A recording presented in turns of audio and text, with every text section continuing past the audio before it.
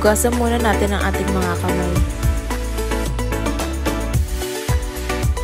Pangalawa, hugasan ang mga gulay.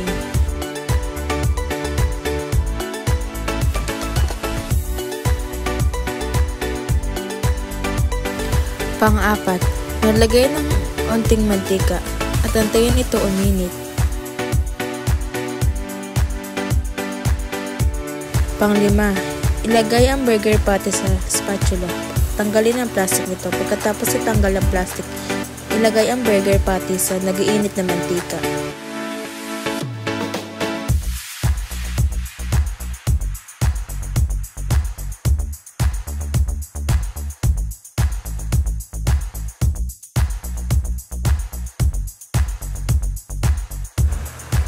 Ipatay muna ang kalan. Pagtapos maluto ang burger patty, ilipat naman ito sa platito.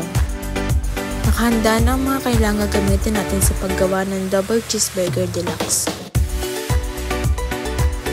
Una, kumuha ng isang tinapay at buksan ito sa gitna. Pangalawa, maglalagay tayo ng tamang mayonnaise lang. Pangatlo, kumuha ng isang patty at ilagay ito sa tinapay.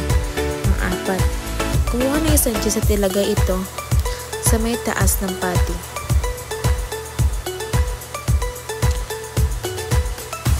Pang-apat, kumuha ng magandang lettuce at lagyan ito ng tomato. Pang-lima, lalagay ulit tayo ng patty. Pang-anim, lalagay ulit tayo ng cheese at ipatong ito ulit sa may patty. At kumuha ulit tayo ng lettuce at ilalagay ito ulit sa may taas ng cheese. At lalagay ulit tayo ng tomato. At lagyan naman ito ng ketchup. At last, lalagay ulit tayo ng mayonnaise sa may kabilang bun. At ito na ang finished product.